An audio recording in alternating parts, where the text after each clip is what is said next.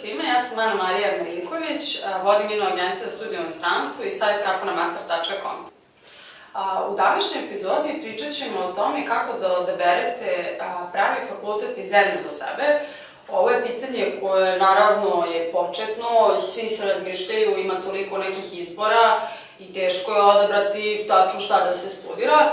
Kada sam ja opisivala studije 2010. iskreno meni su ove drugarice koji su se time bavili pomogli da odaberem pravi program, tako da je uvijek dobra ideja da porazgovarate sa nekim koji je informisaniji od vas u tome.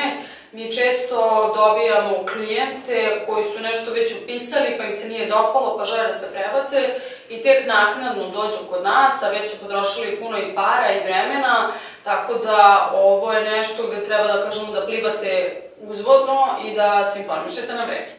Kada počinjete da razmišljate o tome šta da odaberete od studija i zemlje, tu imate 3 pitanja na koje treba da odgovorite sebi. Prva stvar je šta želim, druga stvar je šta mogu i treća stvar šta je dostupno.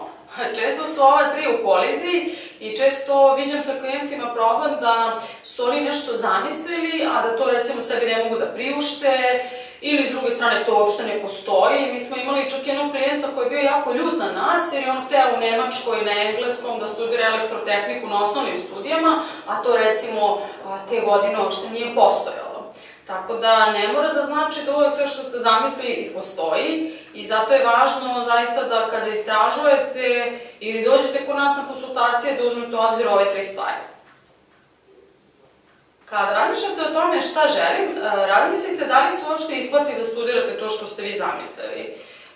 Naprimer, medicina je vrlo skupa da se studira u inostranstvu, vrlo se teško upisuje i to jako dugo traje, tako da za to su potrebna ogromna sredstva, dok recimo biznis traje samo 3 godine, ima ogromnu ponudu programa i često se studentima mnogo više isplati da studira nešto što traje kraće, brže se zapošljavaju, a recimo master iz biznisa je samo godinu dana, tako da, ili 2. U svakom slučaju, znači, razmislite da ta vaša želja, da li ona uopšte ima svrhe da se studira u inostranstvu, da će vam se to isplatiti, ili ako studirate istoriju umetnosti, nemojte platiti godinu 20.000 nego 2.000, jer teško da ćete s time da zaradite milione, osim ako ne krijumčarite slike ili tako nešto.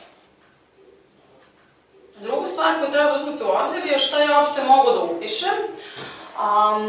Ovde treba da budete realni sa sobom i ovde mi recimo kao regionalni rekruteri dosta pomažemo našim studentima, a to je još da uradimo procenu da će vas negde primiti, da li imate šanse da se upišete, da li uopšte vaš fakultet ima prolaznost na nekom takvom fakultetu na master ili srednje škola i takođe da budete realni prema sebi. Nisu svi najbolji studenti, ali nisu ni najgori, nekada se studenti i podcene, a nekada se precene, ali ono što mogu da vam dam kao savjet i što mi sa svim našim klijentima radimo, to je da se uvek prijavimo na više univerziteta.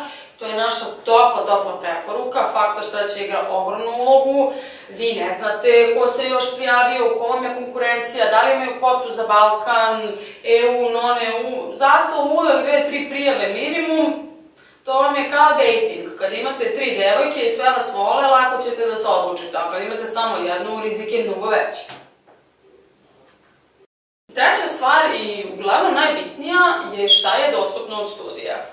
Ovde sam već rekla da se studenti ovde često zagube, jer oni recimo provedu mesece razmišljajući šta je moj život, gde ja vidim sebe, šta želim, a uopšte se ne vrate korak nazad da li to uopšte što sam ne zamislio postoji. Tu ima nekoliko nivoa. Prvi nivo je postojanje tog programa, a drugi nivo je da li to neko vaše interesovanje postoji kao akademski program ili ne. Nekada studenti imaju neku preusku temu koju ih zanima, to je stvari tema za doktorat, na primjer, ili za neki profesionalni program, kao što je forenzika, gde vi prvo treba da završite biologiju, hemiju ili neku sličnu prirodnu disciplinu pre nego što biste ušli u neke forenzičke vode u akademskom smislu.